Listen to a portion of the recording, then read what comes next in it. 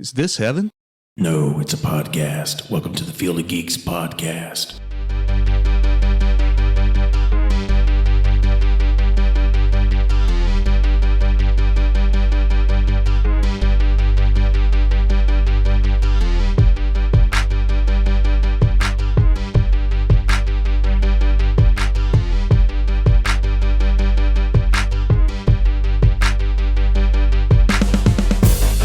Hello and welcome to episode 174 of the Field of Geeks podcast. I'm Josh. I'm Bill. And I'm Jonah. Hey, Jonas and Bill, of course, are back on the show. And actually, to everyone, Bill is an official geek now. He's joined the alliance against. I've joined the Iowa Justice League. There you go. There you go. Yes. There you go.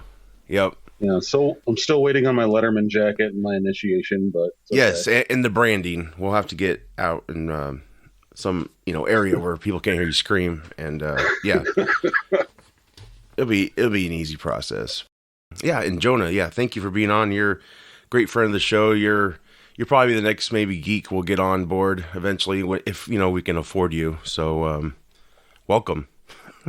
Well, appreciate it, and thank you. And don't sell yourself short. I come really cheap, so. Oh, sweet. Okay. I got some coupons here, so.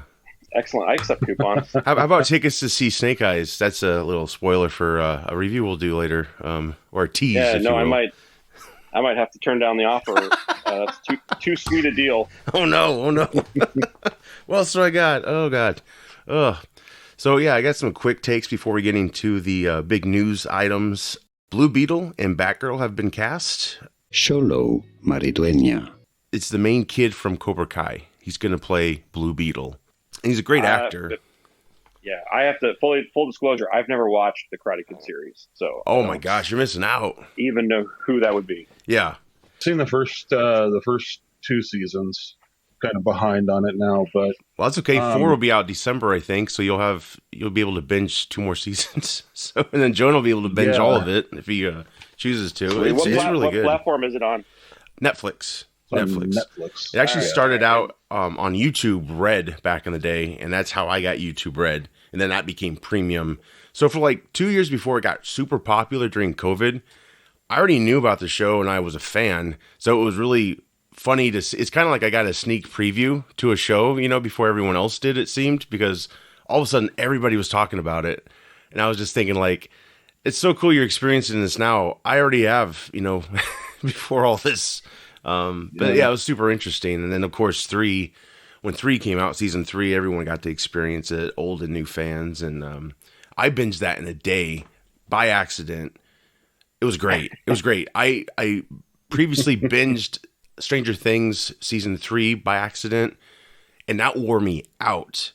Cobra Kai did not. So I think maybe because it was just more of simple storytelling. It wasn't a lot of, I don't know. It wasn't so complex, if you will. I have no idea. I think they even had more episodes than Stranger Things season 3. So I don't know. Maybe I just had the right amount of sleep to withstand it. But I don't know much about Blue Beetle. I'm excited, though. It's... yeah, I think he'll do a great job. He's a great actor, and yeah, I have. Well, you can't have Blue Beetle without Booster Gold. So sure. Quickly, can you guys tell us about Blue Beetle? What you know in Booster Gold?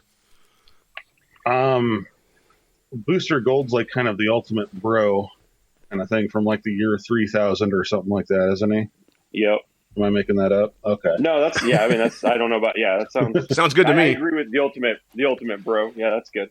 He's kind of very, very much full of himself. He's like talks in the third person a lot.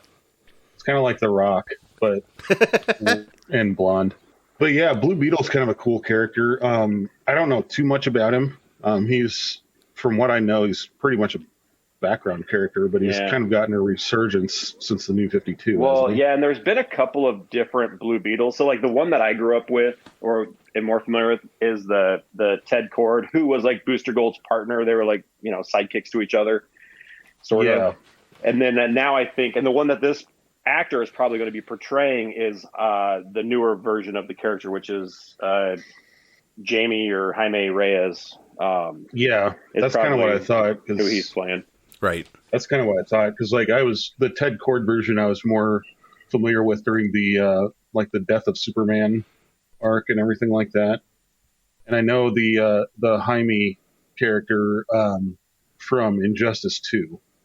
Yeah, that's more so where I know him from. So, but either way, I think it's great that they're starting to branch out and cast more lesser known characters. Yeah. I mean, it worked for Marvel. It's going to work great for DC too. Yeah, I mean, they're more affordable. Right. Yeah, and he's got 3 seasons under his belt of material they can look at and everyone can look at. Mm-hmm. So yeah, I think he's a great actor, and this will definitely help him launch him further into the stratosphere, because you can only do Cobra Kai for so long, right? Until it gets really ridiculous. Like, so far, I think it's good. It's solid. Which show is Blue Beetle going to appear in?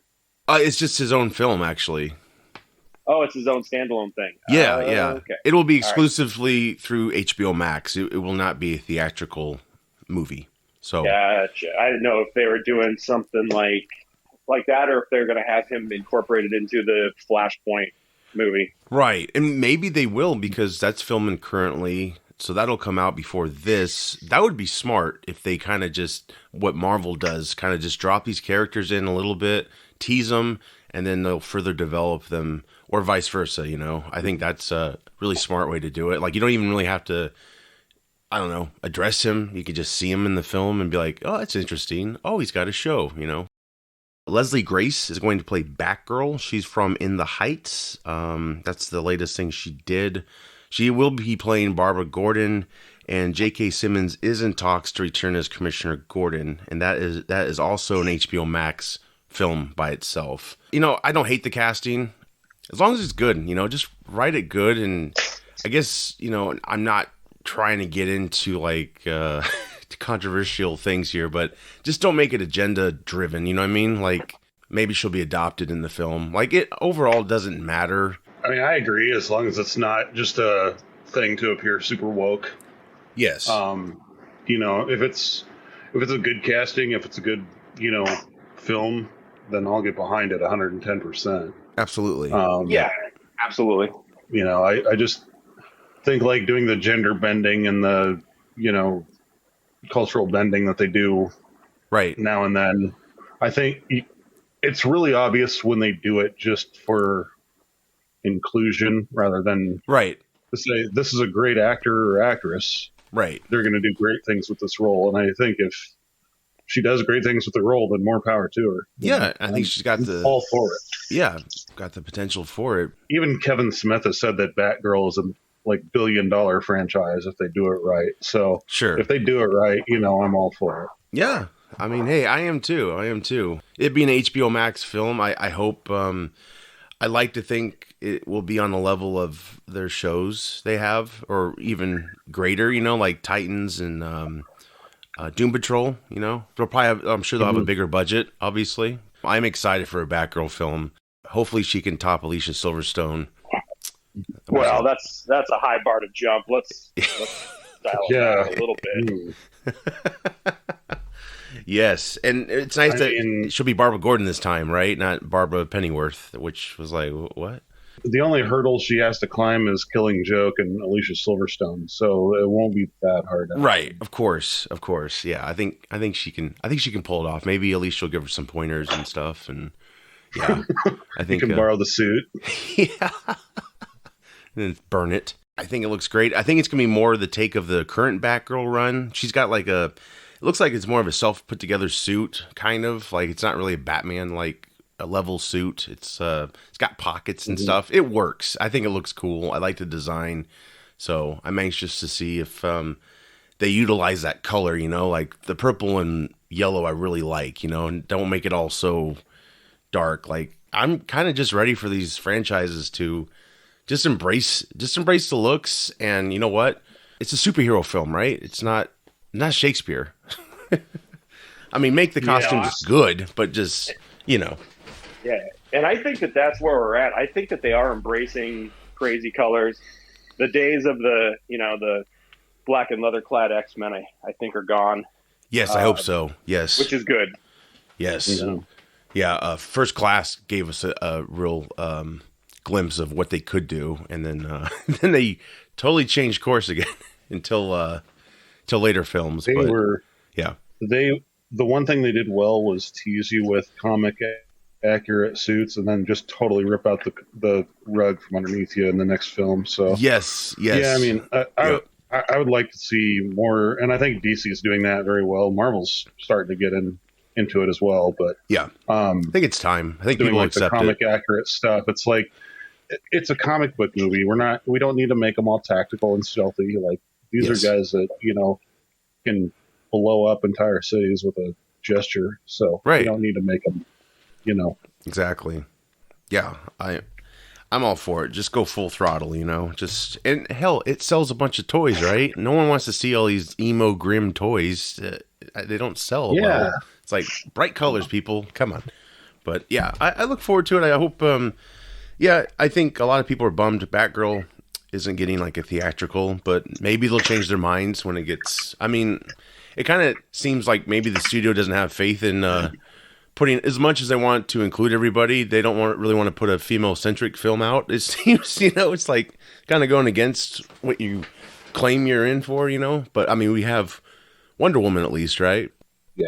And Black Widow now. So, yeah, as we mentioned, The Flash is currently filming, and of course, when they film out in the public, you'll see some new shit.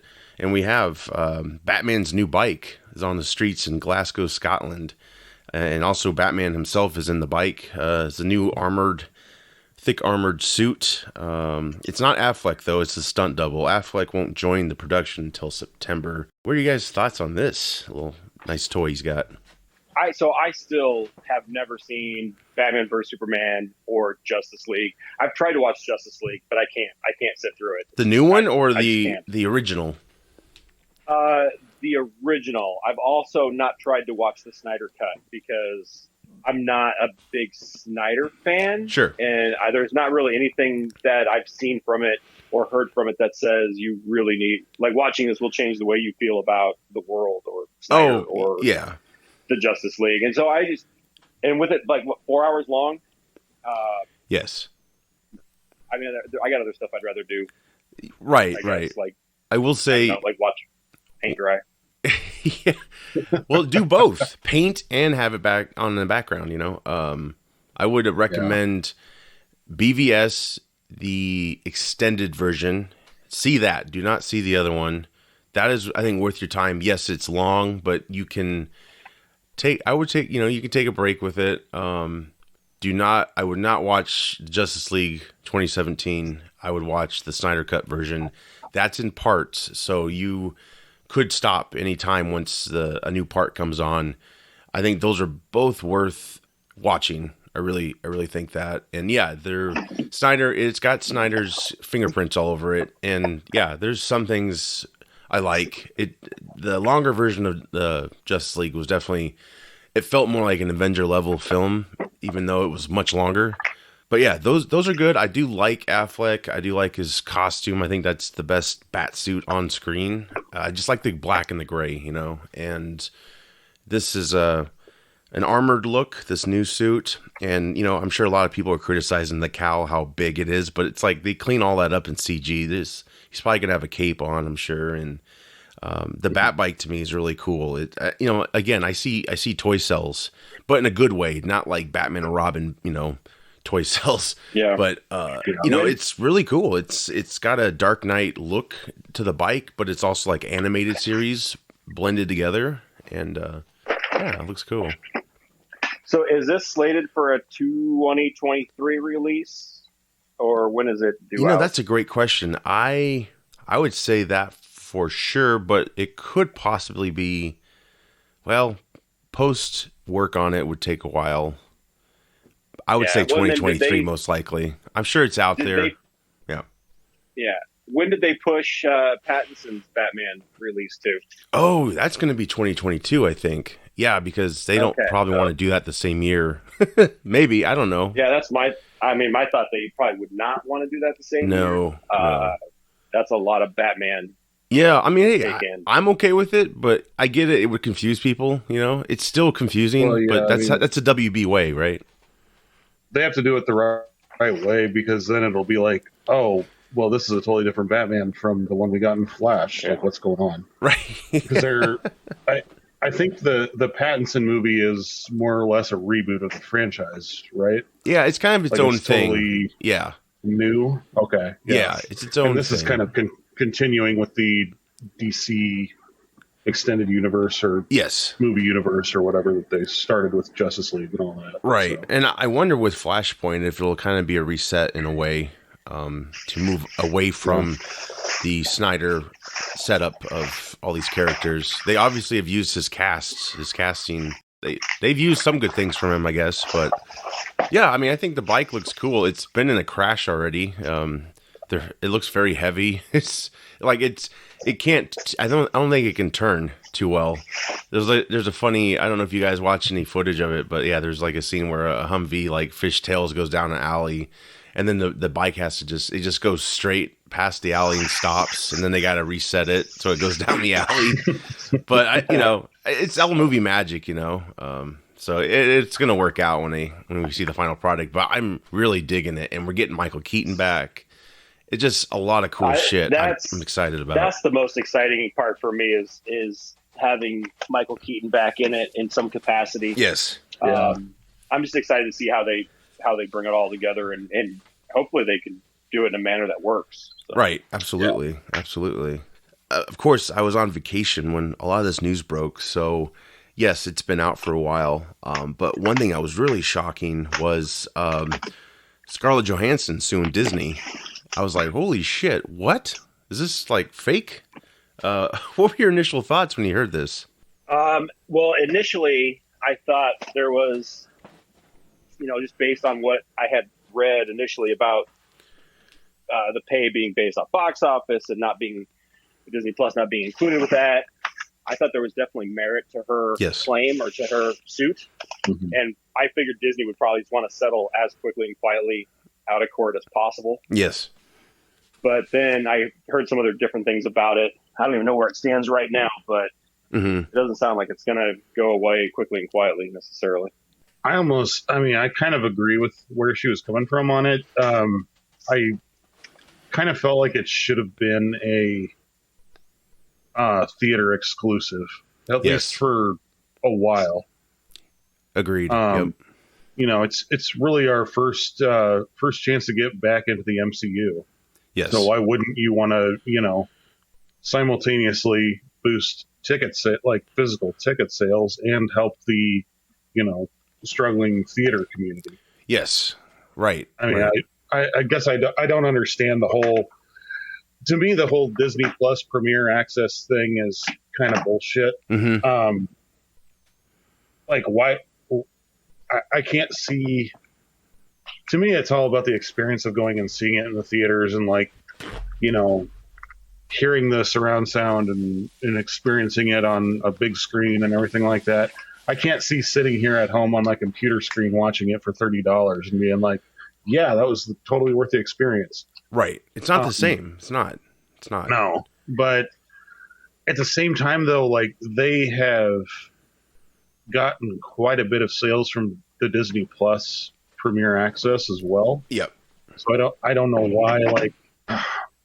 That's where I kind of get confused with their complaint. It's a successful movie, but was it she was only going to get a portion of the theatrical sales and not the Disney Plus sales? That was my take on it. But yeah. The initial deal, and it's been like a Marvel deal. So Disney basically breached the Marvel deal with Scarlett. So yeah, it was agreed upon. Yeah, just box office alone. Basically, that's why she's suing Disney for breach of contract. Because it was supposed to be theaters only, not Disney Plus. First box office numbers, first weekend was 218 million, and then it had a huge drop its second weekend. And of course, but it was the biggest release for a COVID film, I guess, in the era. I don't know what the expectations even are these days, but you compare that against what other releases have made in their opening weekend, and that sounds like a monster, comparatively speaking. Yeah, right. Yeah, I agree. Yeah, this new hybrid model is kind of shitty. I think it's really shitty to the talent, and I think even though that's the thing, Disney Disney fired back, at her accusations, and they were saying, the lawsuit has no merit, and it's sad and disgraceful given the COVID-19 effects on the industry, and that she was paid $20 million. That was a big dick move on their part to kind of list what she got paid for it. She was also an executive producer on the film. So I think that's how the profits from the box office came into play. And I think theaters only get like a 40-day window now, and then they're out.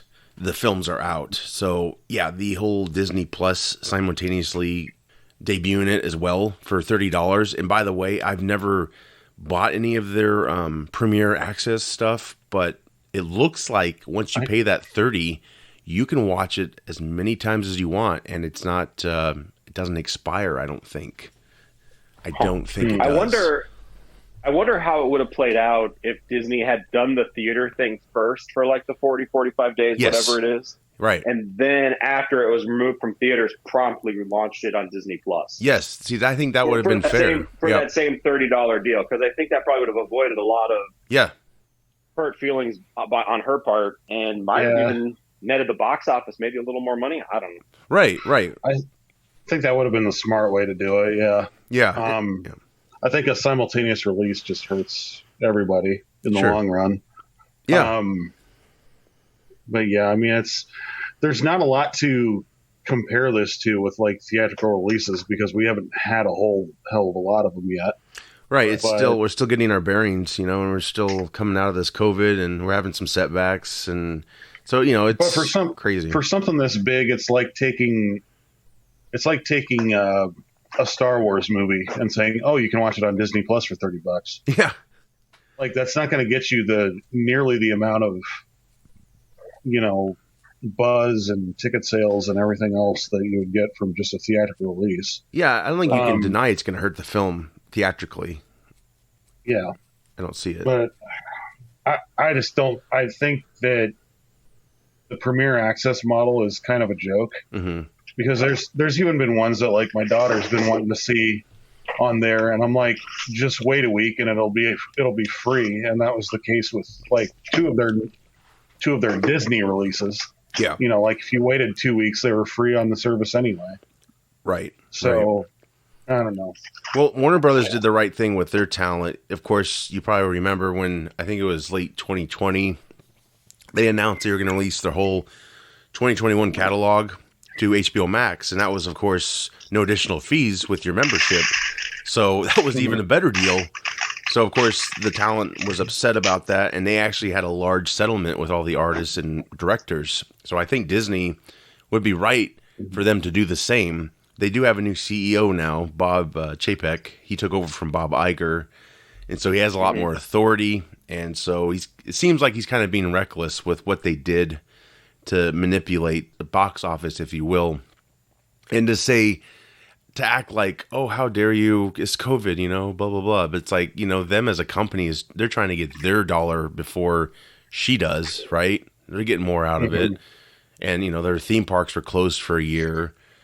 So, yeah, they're probably desperate to make a lot of profit. And I think she is right to file this suit. And I'm sure it was talked about before actually doing it, and Disney was like, nope, we're not gonna budge. And so it's like, okay, I'll take you guys to court then, I guess. And I don't think it'll get that far. I think they will have a settlement, because I think a lot of people at Disney outside of the CEO are not happy about the situation, and that includes Bob Iger as well, because he worked very hard to get all this shit, the Fox mergers, and I don't know if he got Star Wars on board with Disney, and so he put a lot of work into it. And this new CEO kind of seems a little reckless, maybe full of himself, if you will. $20 million is a lot of money, right? Yeah. And I'm sure she, she obviously is very wealthy, but in Hollywood, like if that's a normal practice, if you're an executive producer and you do have profit sharing, and then that company decides, hey, we're going to take some of that profit away from the box office, which will hurt your pay because we want to get more subs for streaming and all that, and money through that as well. Cause I don't even think that counts. The $30 they get from their streaming, is that figured into the, it probably isn't. I don't think that's considered box office returns in a way. I think it's considered a kind of a separate but equal kind of thing. They can include that in sales of like overall sales, but yeah, it's two separate categories. There's box office sales and there's streaming service sales. And sure, really with a movie of this magnitude, it was filmed and worked on as if it was going to be a big box office release. If they were going to make another Disney Plus series, then it wouldn't have taken however long, 5 years for this movie to, it seems like 5 years, but it wouldn't have taken so long for this movie to come out. It would have just been like, okay, we're going to release it in 6 episodes on Disney Plus, and there you go. That's what I hate about the expectation of something making $1 billion. Like once Avengers did that, I knew that this was going to be a problem, for many reasons. You should never assume you're going to get that much out of a movie. And a lot of people were like, this movie's kind of, too little too late. We wanted this movie 10 years ago. And her character died currently in the whole canon of things. So it's like, is this worth seeing, So I think a lot of it was going against it. And this definitely did not help. Yeah, because you could just stay home. And I didn't buy the premiere access. I was very tempted because I do want to know if that's true. Because I always thought it expired after 24 hours. But what I read it seemed like you had this thing however long you wanted it. And maybe until it actually came out on Disney Plus itself. So, that's what I heard as well. I heard that as well. Which is a pretty cool feature. It's cool, but that really does screw up your box office. Like you should let the theater, it should make it run through the theater first to be respectful of the theaters too. And that's the whole thing. Studios are just jackasses. Have you guys seen the movie yet? Have you guys seen Black Widow? Yes. Oh yeah. Yes. Okay. Have you? I have not yet. Okay. No, because it's one of those where no one else in the family is really interested in seeing it. I would be the only one, and I don't have a lot of time to just go to a theater by myself these days. Right. And that works for you then. I didn't want to pay the $30. Oh, sure, yeah. I didn't want to pay. I didn't want to pay the $30. I'm just going to wait until October when it hits regular streaming. I would. I think is when it's due. Yeah. But now I'm interested in seeing it. I liked it. I think I wanted it to be better, but it was my first movie back too, so that got me back to the theater. And I didn't hate the film. Like I said, I think it could have been much better. I think some decisions were not the greatest, but it was a good film. And I was even tempted to buy this $30 thing to watch it again. But it does help people who don't have the time or don't have a lot of people to go with who are interested in it. You just wait a couple months and it'll be on Disney Plus without having to pay extra for it. That also goes the same with Cruella. That came out 2 months ago, I think. And last night I was on Disney Plus and I was like, oh, it's available the 27th of this month. Starred Emma Stone. It looked like a good movie. Yeah. Just never got the chance to go and didn't really want to pay the money. Like anytime the premiere accesses are available, I'm like, I'm never interested in paying that much money. I'm like, I just can't. But maybe if you get it for eternity, it might be worth it. I don't know. But a lot of people are going to follow suit, it seems. The other stars who are also having their films released, theaters and Disney Plus, which is pretty much every Disney film now. Emma Stone, of course, Cruella was the same. And Jungle Cruise, which just came out. So people are saying that those stars could potentially join the lawsuit or start their own. I think Disney really should follow what Warner Brothers did. That's probably a first to follow what Warner Brothers did. How they, later years they've not been that great. But they should have just okay, we'll settle and. Going forward, they're going to have to negotiate with their stars. They're going to have to take in, I think, what the streaming is all about. Yeah, I kind of look at it like doing the same model, kind of like video stores used to do, right? Mm-hmm. Like, don't have it on your service when it's in theaters. Yes. But when it hits Blu-ray and DVD and stuff like that, sure. Like, okay, if it's a brand new release, you can pay $5 and you can watch it. Right. However long you want until we release it for free, or you can just wait for it to be free and then pay your $10 a month. Yeah, rent it out, or people can buy it digitally or physical media. I mean, hope that's still going to be around. Disney's not hurting for money. I mean, they can literally print their own currency at this point if they wanted to. Probably have. Yeah. I got a printer. I know. I've never been to Disney World, but I'm pretty sure there's like Mickey bucks or some shit. Oh, I'm sure. I was I was there in '97, but it's changed so much since I've been there. It's crazy. But I think it's just another instance of, new CEO comes in. He's like, I've got all these great ideas, and I've got a gun, fresh face, and I'm going to make this company a lot of money. And right? like, no, you're going to end up shooting people in the foot if you keep with this business model. Really, a typical fuck up if everything's running smoothly, right? It's like, I could do it better. Yeah. It's like, no, if it ain't broke, don't fix it. Exactly. Like, just collect your paycheck, dude. Like, you're going to be fine. You're going to be fine. Yeah. But yeah, I hate how their tactics are like, how dare you? How dare you during this COVID-19 when we've lost so many people? It's like, shut up, Disney. I don't buy it. You're not fooling me. It's not. Again, you look at like what theaters have done since they've reopened. Yeah. And they're by no means the packed house premiere weekend theaters they were before 2020. Right. You're basically like they're keeping it at a certain capacity, like no more than, you've got to have distance between you. Like unless it's people from your family, you can't sit together. Right. You know what I mean? Like they're taking the proper precautions. And I think that's more on the theater than it is on Scarlett Johansson. Right. I mean, they're screwing both parties really, but mostly the theaters because Scarlett's going to be fine too. But you got to think too, like she's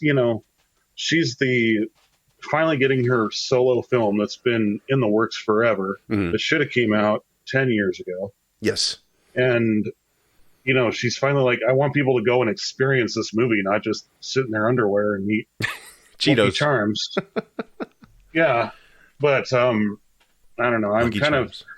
I'm more so on her side with this. Yeah. I think I am too. They need to take a big look at their business model and revamp it or put it in somebody's hands. It's not a greedy piece of shit. I mean, honestly, I hate to say this, but I don't want it to be.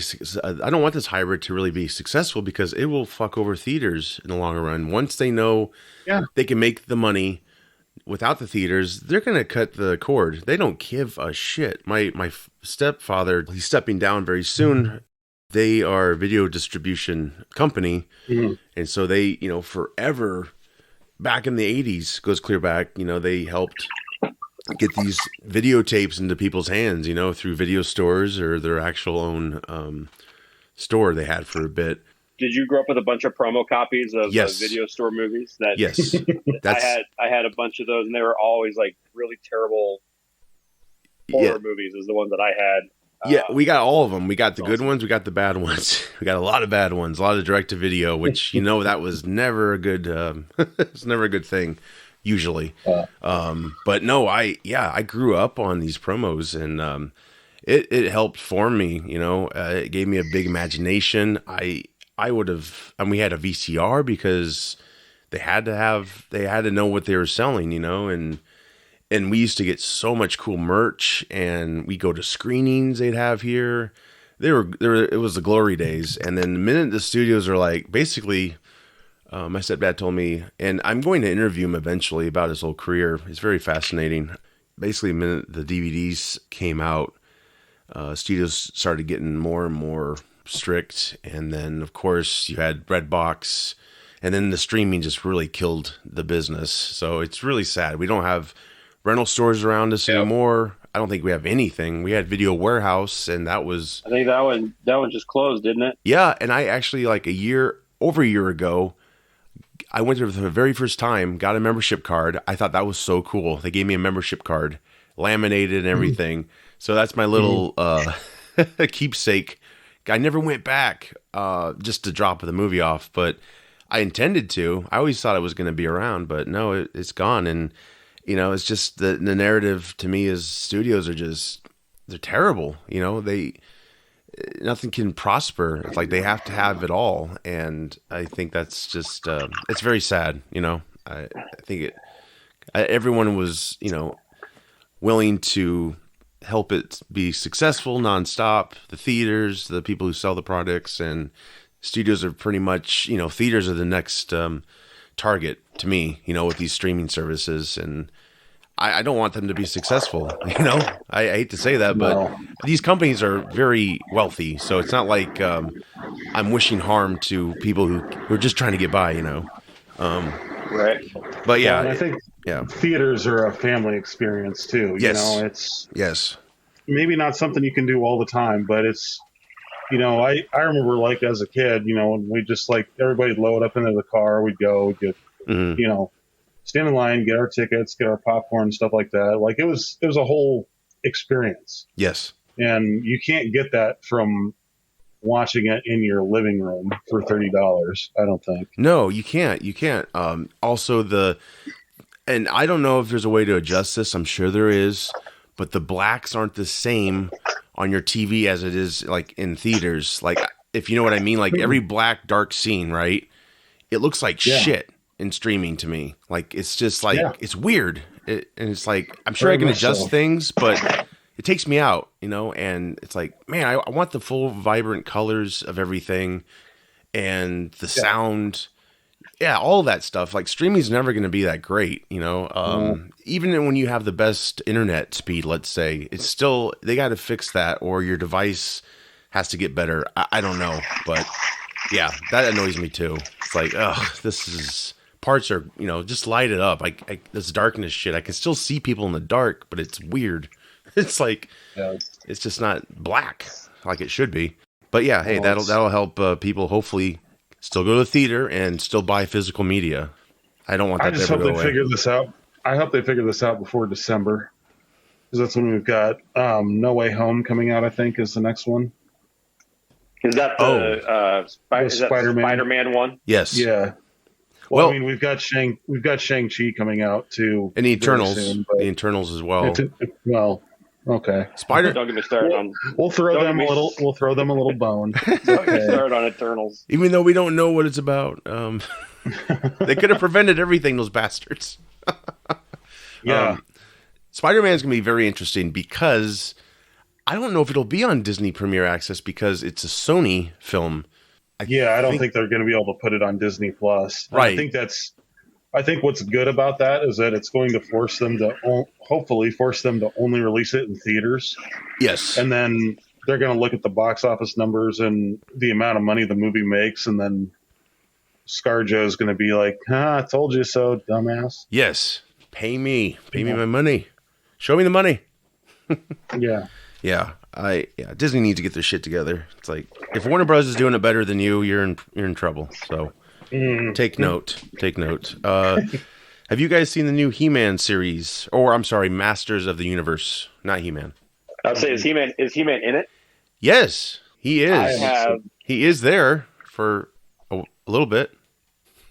I have not seen it. I stopped my Netflix account a while back because I was never watching anything on Netflix, and we streamed like 12 other things. Yeah, same here. And so, in like picking and choosing what I wanted to keep, Netflix was the first to go. Sure. I'm assuming I'll get it back at some point. Yeah.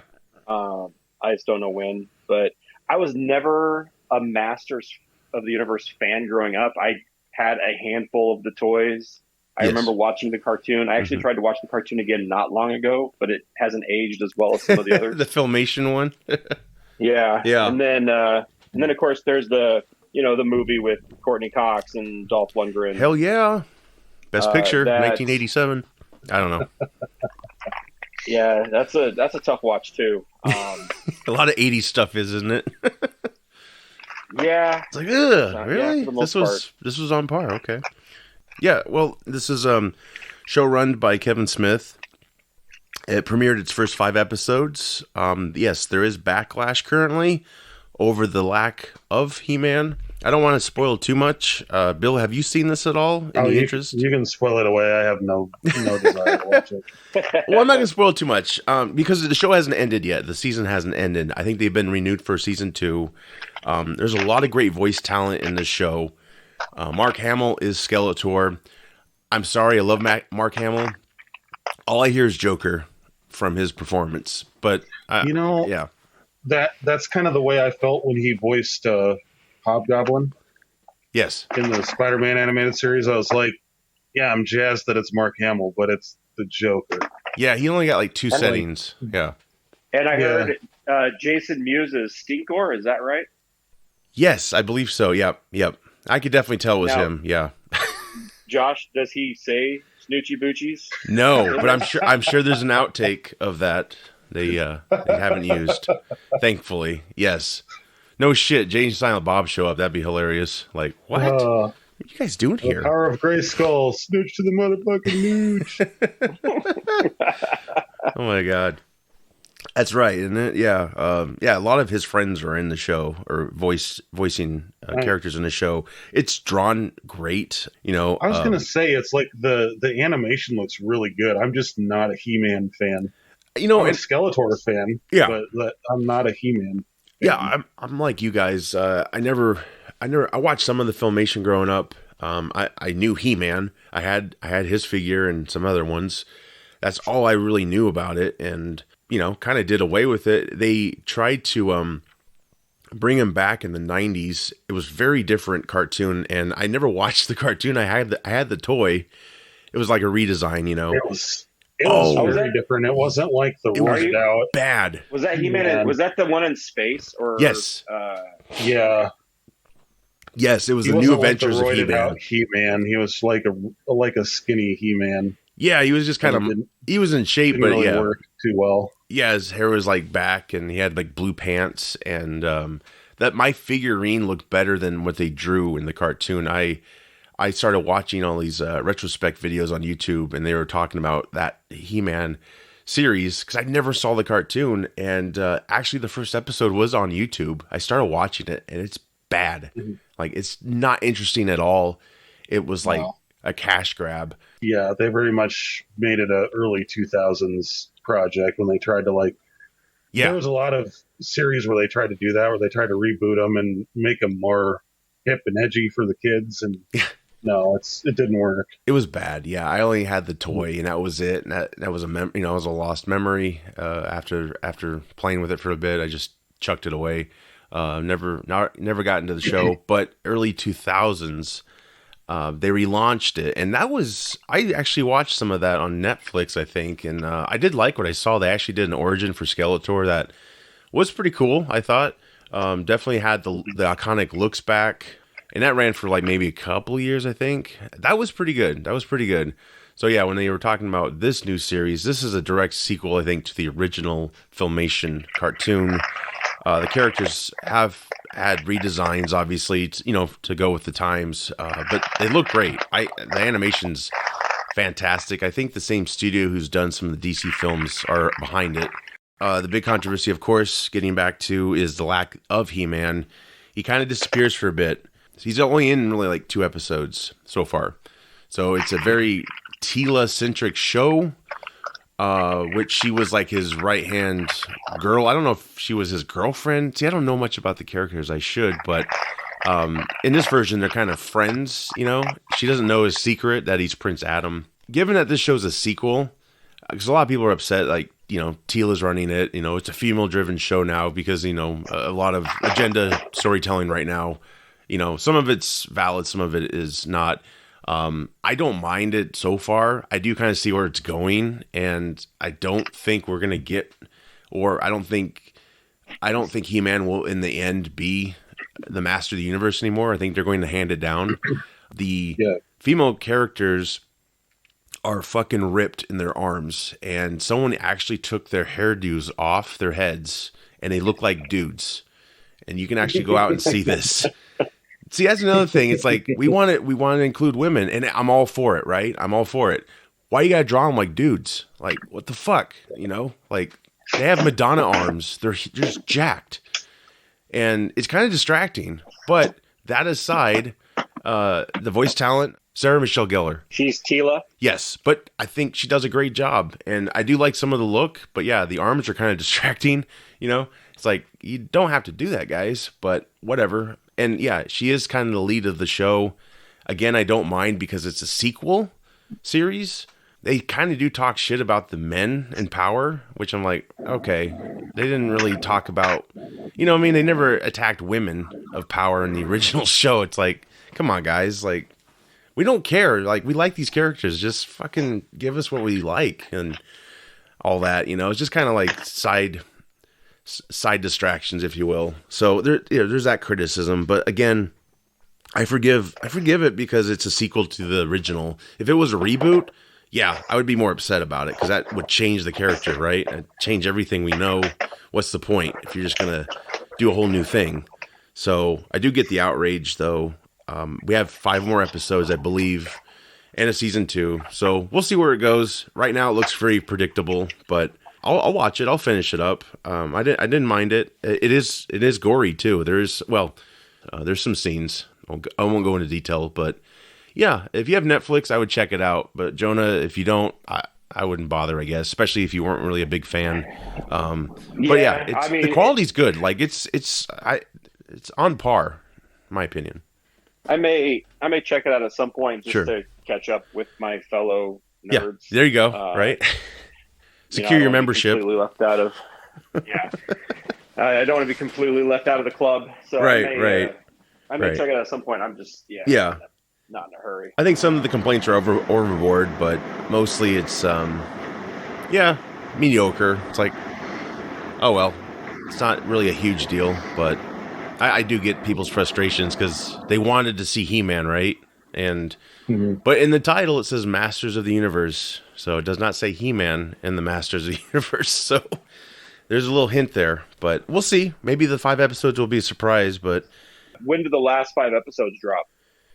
That's a great question. I should have actually gotten that ready prior. I don't know. I'm sure maybe next month or so, I'm guessing. I'm sure it's going to be before 2020 or 2021, I'm sorry, has ended. So yeah, I'm sure they'll wrap it up very soon.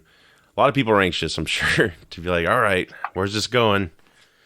Where's this going, Kevin? So side note, Kevin Smith just celebrated his 51st birthday, and they started filming Clerks 3. So I'm very excited on that front about that. So long awaited sequel to. I really like Clerks 2, and but lately his work, since he's really gotten to the weed a lot, I think has lacked quite a bit. So I hope Clerks 3 will be a nice return. We'll see. I don't know, but.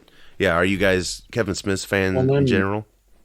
Doesn't he have... I think maybe he's involved in it or something like that, but isn't there like a documentary that's going to be coming out about like his getting into like Clerks 1 and like the filming process and all that with that? Yep, and I want to see that very badly. It's I think it's called Clerk or something like that. Should know more, but yeah, it's a documentary on how he, came to be pretty much. Very cool storytelling. I mean, from his own account when he was playing these tapes on one of his podcasts years ago about he'd record himself as like maybe he was out of high school, right? He was riding his bike and he was talking about his dreams and stuff. And this was like only maybe 2 years before he did Clerks. It's crazy. It's like to go from that, just dreaming and then actually accomplish it. So say what you will about Kevin Smith. I like him. Some of the shit he does, I'm kind of annoyed with, but gosh, he really, he really became something, and he did it. I will say I like his movies. Yeah. When he kind of gets on his high horse and starts preaching to people is when I'm like, I hit the mute button. Yeah. On Kevin Smith, but that's, that's kind of par for the course nowadays. So it's, it's whatever. But right. I don't think, a lot of his movies, like with Jay and Silent Bob and stuff like that, like I find them entertaining. They're funny. I get a chuckle out of them. I'm looking forward to Clerks 3. I mean, I'm not really a fan of Clerks 2. Really? It was kind of, I was kind of like hoping for a little more of the nostalgia trip that the first one was. Sure. And then the second one was them just kind of debating Star Wars versus Lord of the Rings. Lord of the Rings. Yeah. I was like, oh, come on. Yeah. His stuff with me is so hit and miss. I really like It is. You know, teenage Jonah loved Mallrats. I loved Clerks. Clerks 2 was okay. Most of his other stuff has not resonated with me. Like, I thought Tusk was pretty terrible. Yeah, it's grotesque, that's for sure. Unwatchable. Which one was unwatchable? Cop Out, the Bruce Willis. Yes. Yeah. He didn't even write that script. I think that was his attempt to just start directing without. He just directed it, if I'm not mistaken. Yes, and Bruce Willis was a nightmare to work with too. He said wasn't good. Yeah. Chasing Amy, I hated that movie. Oh, really? Yeah. Hated it. Yeah. It's like, I think with a lot of his movies, I kind of agree with Jonah on this. It's like, you either love it or you hate it. Yeah. Like, there's certain ones, you know, Mallrats, yes, I love that. I can still go back and watch that today and still find it funny. Yeah. But yeah, like Chasing Amy, did nothing for me. But you almost have to like watch all of his movies to get the little Easter eggs and stuff, like in Dogma. Yeah. That he has in there. That was his. Yeah. I think that was his most ambitious film. I think a lot of people would agree with that. Not saying you guys have to, but that was really risky. He didn't even want to direct it. I didn't like that one either. I hated that movie too. Really? Yeah. Yeah. It was risky. It was very risky, though. I think that was the only one. I think that was the only one he did where I watched it and I was like, God, I really want to like this, but there's so much wrong with it. Yeah. You know, the biggest thing I liked about it was Alan Rickman playing a good guy. I was like, this is so weird but cool. And I think this was before Galaxy Quest. He should have been like Lucifer in that or something. I mean, but I did like him playing a good guy. It was comforting. I was like, oh yeah, cool. I'll go with it. He has no dick. That was weird.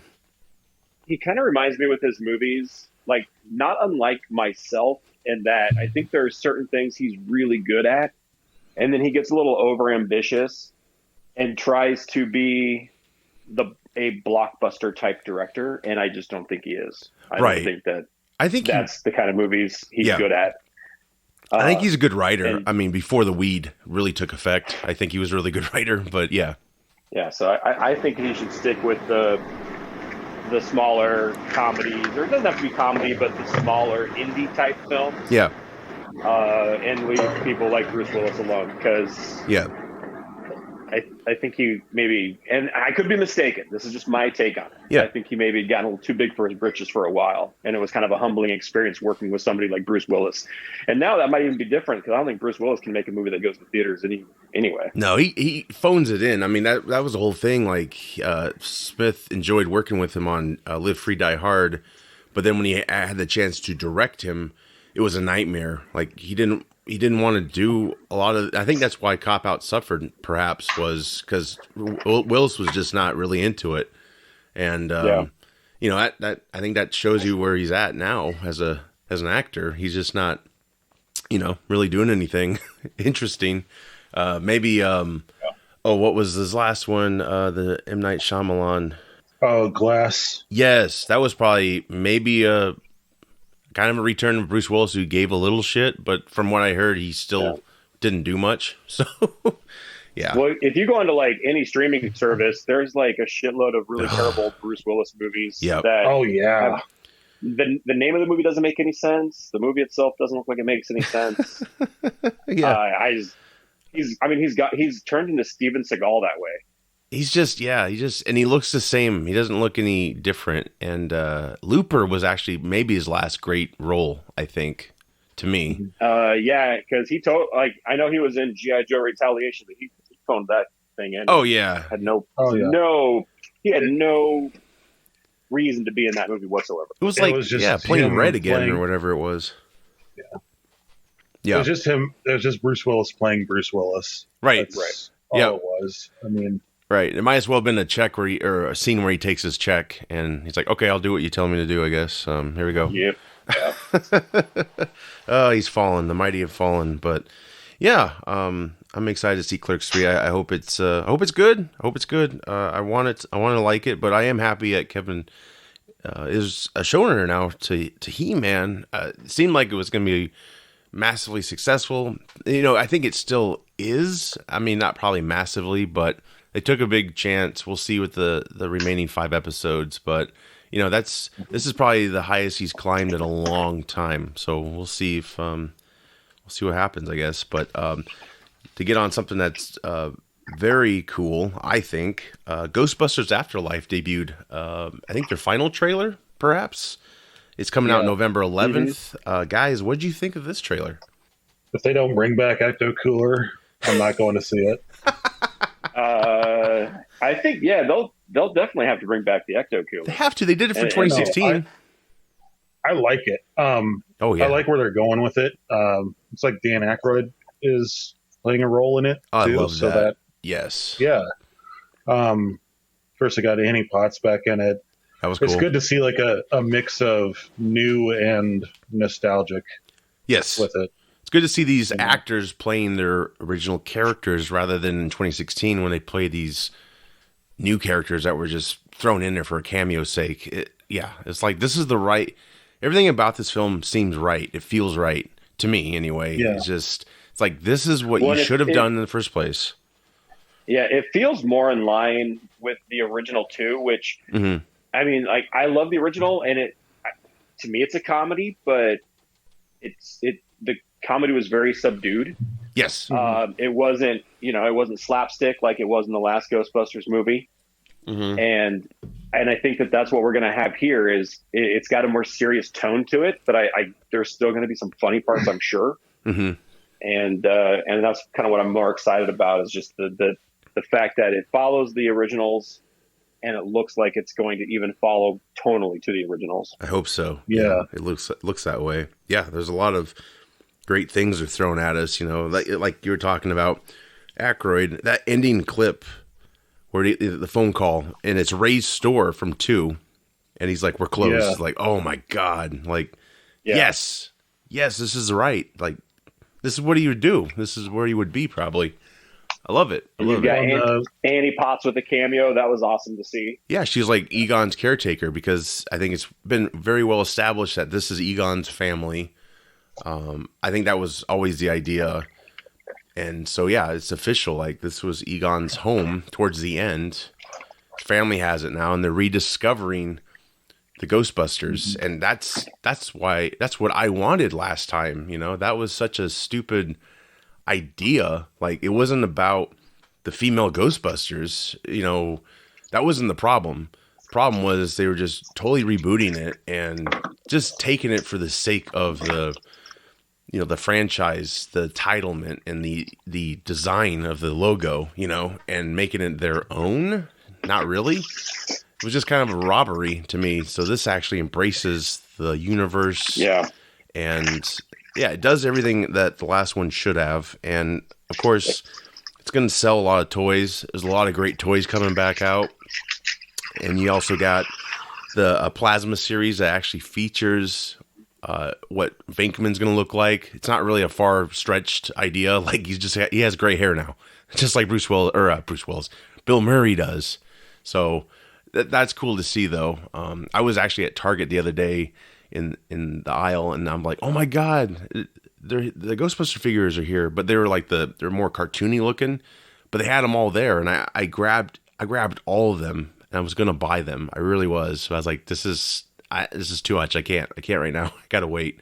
It's like $10 per figure. I would totally pick those up. I almost picked up, and I would have bought them if they had all of them. But Walmart has the retro Ghostbusters figures. Yes. So the ones that we had as kids with the long proton pack beam coming out of it that broke off instantly.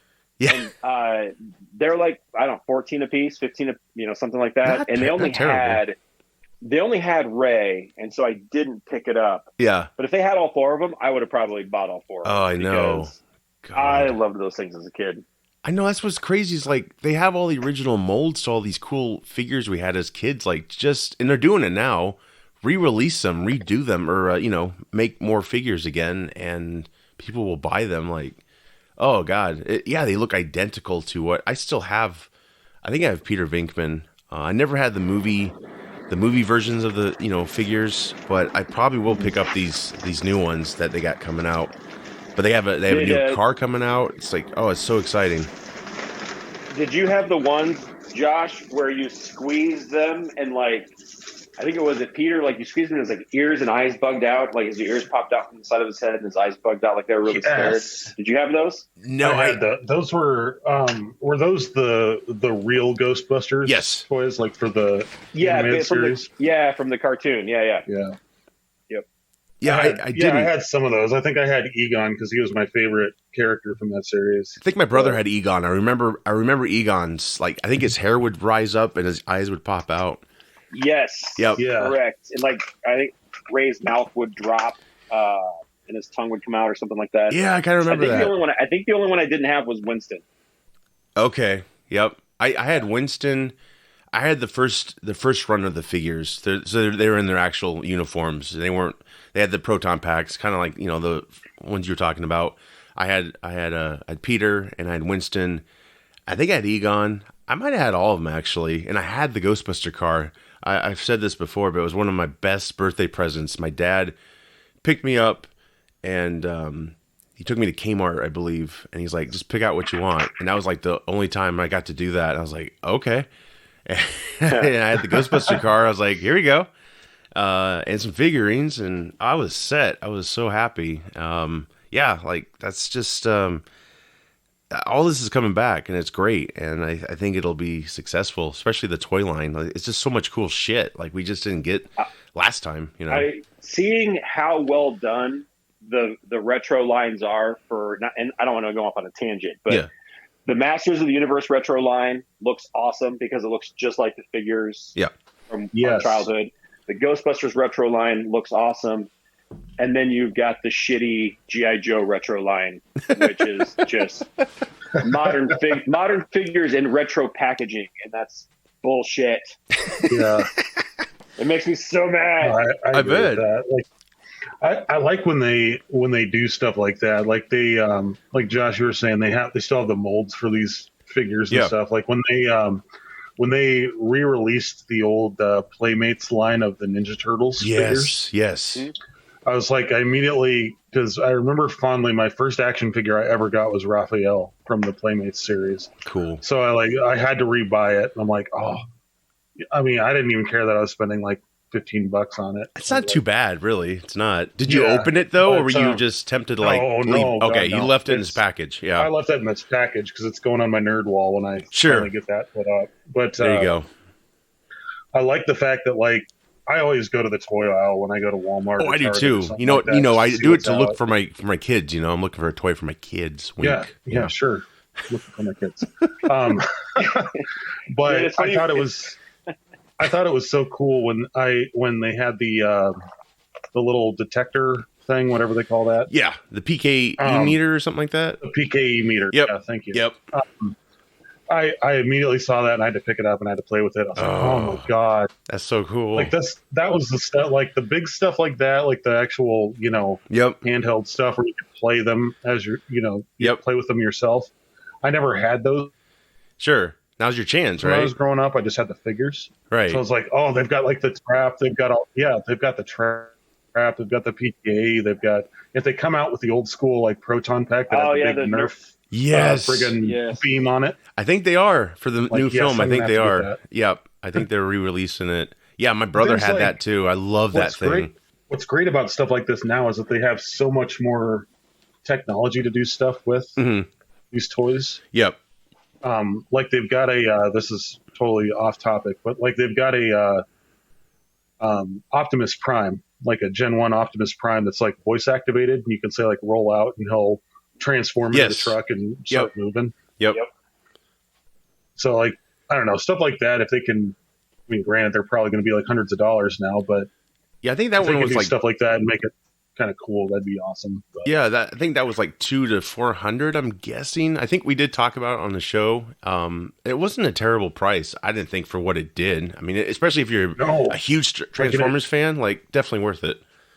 Well, and it transformed by itself. Yeah, it's like You didn't have to sit there and like awkwardly twist it around. And that was the biggest turnoff for me, because one of my favorite things with the Transformer toys is the transforming them by myself. Right. Yeah, I get that. It's like a puzzle. Right. I like that aspect of it too. But just to like have something that I can just be like, hey, watch this, to my kids and have them go, what? Right. That'd be right. that's kind of cool. And then you scream at him, "Don't touch it!" Yeah, I paid so much for it. Oh, you got a fingerprint on the glass. Like get out the cotton swab and the alcohol and start swabbing it. It's funny you mentioned like going to the store and like say you're looking for your kids. I was buying this Transformer set from Target the other day, and the guy was like, "Do you need a gift receipt?" And I was like, "Dude, what? No, it's for me." And he was like, "Oh, okay." Get out of here, man. Oh, is it somebody's birthday? Fuck no, I'm taking the same thing with it. What are you talking about? Nope. You're a great dad. Yeah, but it's for me. It's all me. Yep. No, yeah, but they can't touch it. Yeah, absolutely. Yeah, I used to feel shame going down toy aisles, but then when the geek culture thing exploded, right? Like it was acceptable. I was like, fuck yeah, I'm going down the toy aisle to my wife, I'm like, used to be like, yeah, I'm gonna see if the kids, if they got anything down here for them, and but now it's like, no, if you want to ever feel less shame, Josh, just go to toy aisle and watch the Hot Wheels collectors. You'll feel a lot less shame. Oh my god, those guys are a different breed. That's a whole different breed of human. They're just eating like popcorn and looking at them. I don't mean to offend any Hot Wheels collectors that may listen to the show. Yes, but y'all are fucking nuts. Oh, God, my dad used to collect them too. Like when he'd go to Toys R Us with me, he'd be like sitting there looking at pulling them back away and like looking at the little number on the bottom, like, I need 9461. This is 9462. Yeah, like I've seen kids almost get tackled for grabbing a car that one of these collectors wanted. Oh my god! Yeah, it's insane. That's sad. Did you guys ever used to find a figure that you couldn't get, like when you were a kid, when your parents had to pay for it, and you knew you could come back in a couple days or so you would hide it somewhere? Mm-hmm. Yeah, I did that as an adult, Josh. Yeah, like I was a kid. I'll do that now. I did that. So I spent a short time working at Toys R Us on the south side of Des Moines when it was open. And this was maybe like winter of 2003, something like that. And let me tell you, the best place to hide shit was the FAO Schwartz stuffed animal section, because no one ever bought any of those things. And you could bury whatever you wanted at the back, and months later it'd still be there. Oh man, that is hilarious. See, what I like doing now is like if I'll find something that's like in the Power Rangers Lightning collection or like the Marvel's Legend collection, something like that I want, and I know like, okay, payday's in a few days, I'll come back and get it. I'll like just put it way up on like the top shelf where they put all the backstock stuff, where I know like no 5-year-old kid's gonna reach up there and grab it. Yeah. And I'll just come back a few days later and be like, oh, there it is. It's not the 5-year-olds I'm ever concerned about. It's the man children like me that know those tricks. Yes. That are going to be up there looking, or on their hands and knees looking underneath the metal racks. I would find other people's stash as a kid, and I'm like, well, it's mine now. Yep. But yeah, hey, I might try and do that again. I have kind of thought about it. Trade secrets here, right. Like put it behind a Rachel Ray cooking set or some shit. It's got good coat of dust on it. Like, yeah, that's good. Put it right there. We'll be back. Yeah, that's awesome. That's hilarious. But it's very exciting. This whole Afterlife is coming out, and it's making me really want to collect these toys again. Because that's the other thing about. I might pick some of them up. Yeah, because even the ones they've recreated, they're so much more affordable than if you actually got the real deal, which is still cool, but not everyone has hundreds of dollars to spend on a figure. So it's like, I could just get a new one that's been made and a lot cheaper, and it's original packaging mostly. I mean, looks original, right? Looks just like it did. Yeah. I don't know if you guys got this or saw this from a few years back, but the Playmobil Ghostbusters stuff was pretty cool. Oh, yeah, they've done a lot of cool stuff. We got the Ecto one and the Ghostbuster house, and nice. That was a lot of fun. Yeah, they really do a lot of cool sets.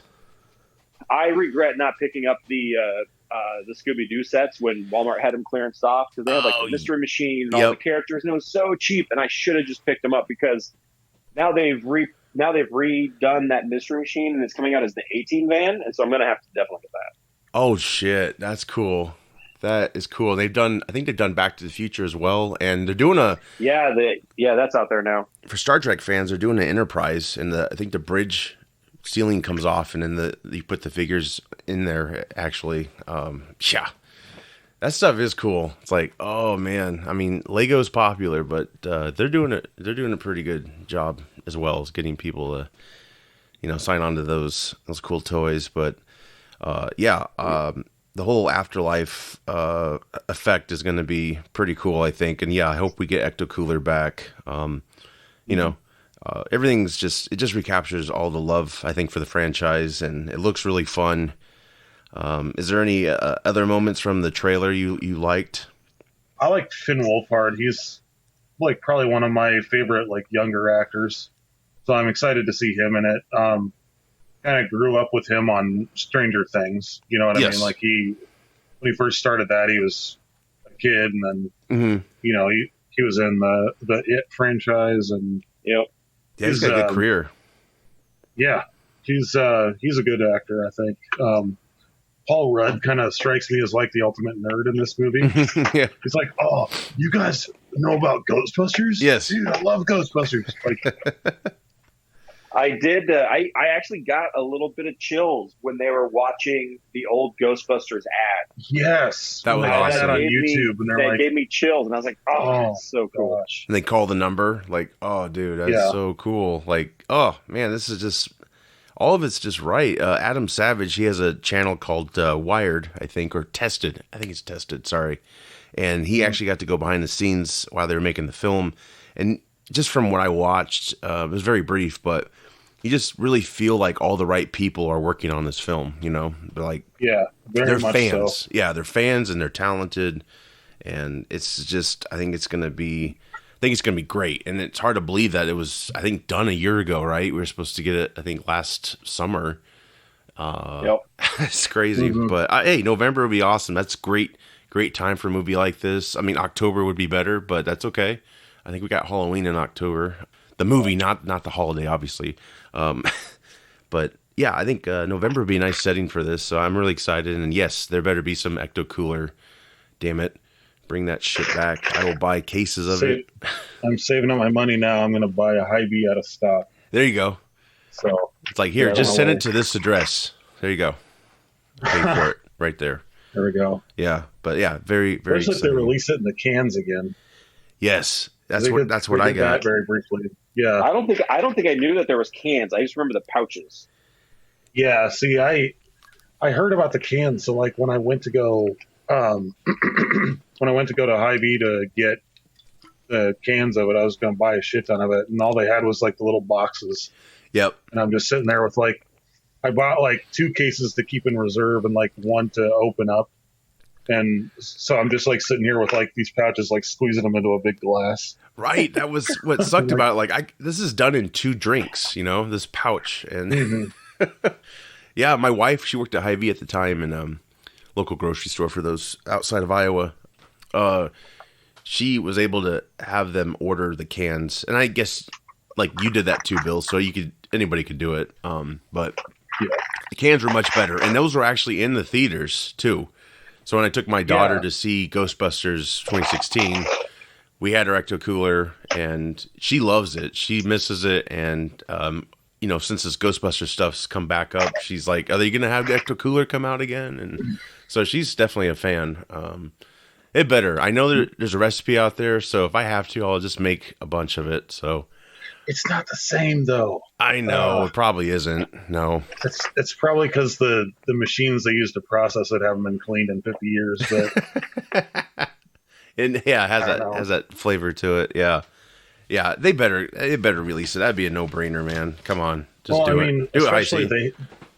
Especially they had an Easter egg of it in Loki. So, I mean, they kind of have to do it. Right. Well, that's the other thing. When they came out last time, Slimer wasn't even on the box or anything. It was just kind of a bland box. Yeah, it was. And I remember Slimer being on it as a kid. Like, that was it, man. That was it. But, yeah. Like, I'm with you, Bill. Like, that's the thing I look forward to the most, I think, is that coming back. But, yeah, the film looks great. Super excited. I'm excited for the movie. I'm excited to take my daughter to it because I've had her watch the first two Ghostbusters movies, and Right. she immediately knows who Slimer is when she sees him on right, packaging or something. She's like, "Oh, Slimer! right. Yeah, we got to go see that." Of course, yeah. It looks. It's going to be a nice way to pass the torch to our kids. I mean, we're going because we're fans of the original, and we're taking our kids because this is their first experience with it. In a lot of cases. So yeah, that's just like basically what the movie's all about. Kind of just people grown up now have families, and it's like, here we go, we'll go back into this world, and yeah, I'm super pumped about it, and I think it'll be very, very cool movie. So yeah, we'll look forward to that, obviously. So there's a lot of buzz right now with Activision Blizzard. For those of you who don't know, they're the company that's behind World of Warcraft, Call of Duty, Diablo, a lot of big franchises with questionable fan bases, let's say. But they were recently had a lawsuit filed against them for a number of things that have come to light. Originally, it was for discrimination against female employees, equality in pay, stuff like that. Then a lot of sexual harassment type stuff started coming out of the woodwork, making it sound like a really kind of a frat boy mentality company to work for. So there's a lot of stuff that's coming out about them recently. A lot of higher ups have stepped down because of it, just mainly negligent leadership, and a lot of these claims that the employees have been bringing up have just been met with a slap on the wrist to the offender and don't do it again kind of mentality. So right.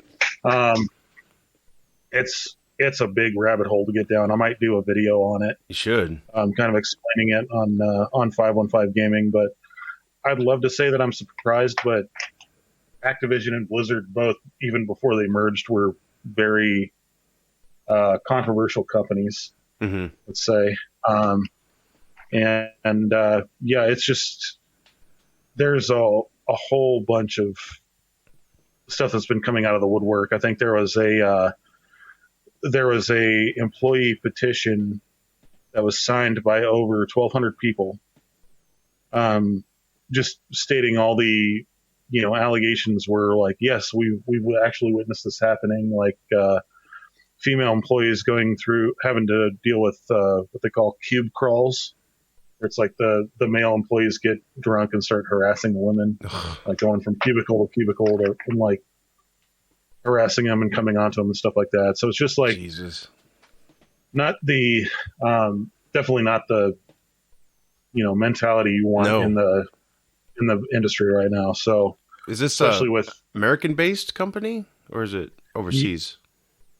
This is American-based, okay. Yes. So it was actually, looking right now, it was the California Department of Fair Employment and Housing was the one that filed the suit against Activision Blizzard in July of this year. And at the point, at that time, it was only for 10, I don't mean only, but it was for 10 violations of state employment law. Oh, sure. And that was strictly based on, promotions, terminations, equal pay for, equal work, stuff like that. And a lot of it was because the female employees felt like they were being discriminated against. And there was actual proof of that coming out from the employees. Well, the more they dug into this, the more they realized that like there was the sexual harassment stuff going on and things like that. So it's really just kind of tank their shareholder, right. Shareholder, whatever you want to call it, I guess. A lot of bad press and a lot of things coming out about that company right now. So you think they would have got their shit together before all this happened, like identified like, okay, times are changing for sure. It's not like this is the first time this has happened with any gaming development company either. I mean, there's been other. It seems like it's just a relatively toxic work culture with those types of companies. And I don't know where that stems from. Yeah. And, I mean, when I think of Blizzard, I think of like, the company from the Wolf of Wall Street. God. That. It's like, like this big environment of like, make money, get on the phone and sell kind of thing. Right. It's very much when you've got two big companies like this and they merge together and they feel like they're too big to fail. Yeah. Then stuff like this is going to happen. I mean, I hate to say stuff like this is going to happen, but stuff like this is going to happen. Right. It's, I personally, I'm not a fan of either company's games. I don't play a lot of, Call of Duty or World of Warcraft or Diablo or anything like that. Right. I do play Call of Duty, but mostly like the single player campaigns and stuff like that. But I don't know. I really hope something good comes of this and it doesn't just get swept under the rug. And Sure. I mean, there's 1,200 employees is nothing Jesus. I mean, one employee is nothing to sneeze at. But if you were a fan of their 1,200 games, do you see yourself boycotting? Not to put you on the spot, but is there anyone talking about boycotting their products for now? I'm sure that's probably going to be. I don't follow Twitter. That's usually where Yeah. That's usually where you see a lot of stuff like hashtag cancel so and so or whatever. Right. Yeah. Me personally, I have no desire to play any of their games anyway. Sure. Before I found out any of this, and they've. You just look at World of Warcraft is a big thing. It's been going on for a while, and there's been controversies with that. There's been controversies with Overwatch. There's been controversies with almost everything Blizzard's had their hands in for the last 10 years. Sure. And this on top of it is just icing on the cake. There's a huge iceberg with this company that I could get into, but sure. I personally I wouldn't put any money in their pockets. Right. I would probably tell people not to until some big changes are made with this company. But unfortunately, this isn't. It's not just an Activision Blizzard thing. This is something that's happening in the industry quite a bit. Mm-hmm. Whether it be with unfair workplace practices or with people being overworked and made to work, 80-hour weeks and stuff like that. I mean, look at Cyberpunk. That's, the biggest example that I can find. With CD Projekt Red, they just pushed and pushed and pushed their employees. And then, what we got was a rushed product that didn't work. Right. And I don't know. It's unfortunate to see stuff like this because you want everybody to be treated equally and fairly, and especially now in the internet age when something goes wrong and you're just you take to Twitter and you're like, this happened to me. Mm-hmm. And whether it's true or not, it's going to ruin reputations. And this has been confirmed to be true. I mean, the state of California went after them and dug up this whole this whole iceberg of shit that was going on with them. So I don't know. Me personally, I can't speak for everybody, but I'm not going to be touching their games anytime soon. Yeah, I mean, if you're a big company like that, you really, either way, if you're a company, you should definitely, get rid of such behaviors, squash it, because it's going to bite you in the ass. And if you're a big company, you're definitely on Front Street more. It's you really think this is okay? You're nothing's going to blow up? Really? Yeah. That's just shocking. It's idiotic. But yeah, I guess it wouldn't help to boycott because, like you said, other companies are doing it too. But because there are some decent employees, I'm sure, developing these games. But yeah, you shouldn't punish them, obviously. But the damn company should get rid of these assholes or whatever they got to do. And get on it, especially this day and age. I'm just shocked that this is it's really, who the hell's running this shit? Come on. Jeez. Well, this is even after the state of California filed their lawsuit, it went it actually ended up going federal. So this is a huge okay. Well, yeah, huge deal now. But maybe right on themselves. I really hope that, if anything good comes of this, that it's a wake-up call to other developers, right, get your shit, kind of thing, Right. In the meantime, I will say this, there's hundreds and hundreds of independent game developers out there that are making wonderful products. So if you don't want to support like the big machine or something like that, go and support your independent developers. There you go. Like they work their asses off, and they produce wonderful games that often get overlooked. Right. I mean, Among Us just blew up, and that was from 2018 was when they developed that game. So I mean, that's a group of 3 people. Right. So I mean, Wow. it's, I don't know. I don't want to blanket statement it and say like, oh, all development companies are like this, but I'm sure no matter what company you look at, there's bad shit going on. But Right. this is, I think, the reason why it gained so much attention is because 1, it became a federal case, and 2, because it's such a huge company. Right. But yeah, that's really all I had on that. Yeah, they definitely should get their shit in order. That's ridiculous. Yeah, especially this day and age. Like, this is like something they should have done away with a long, long time ago. So yeah, well, if they got to pay, and so be it. Hopefully, wake up everyone else who thinks that they can get away with this shit. There's plenty of other companies that people can go to for their gaming. That's just how it'll be. So 515 Gaming. Things have been a little quiet on the channel since I finished the Resident Evil 8 series. I did finally get my video out about Days Gone and all that, all the things that went wrong with that. I do have a charity live stream coming up on August 21st. That's for our friend Alan Fisher. Those of you who don't know, he is currently dealing with liver disease right now, and it's taking quite a toll on him physically, but it's also taking quite a toll on his family. Mm-hmm. So this is totally a nonprofit type of event. All the proceeds to anybody who donates, this will go directly to Alan's family. But I'm going to be starting a live stream at noon on August 21st. Hoping to get some other people on there and kind of collaborate. We're going to play some games and have a good time, and hopefully raise some money for Alan. That's great. More people, the better. It's like, let's get the invites out there and get the support. But I look forward to it. Yeah, I've never done such a thing. So, yeah, I'll probably be killed off a lot. Whatever we play. Yeah, I'm not sure what game would be playing. I've got a couple of suggestions. I think one suggestion that a friend made to me was the Jackbox Party Pack series, because I don't think everybody has to actually own the physical game. Oh, cool. To be able to play that. Sure. I think you can just like one person hosts it, and then like you get a link, and you can do it on your smartphone or on your computer or something like that. So we might do something like that to be a little more family friendly kind of thing. Sure. But,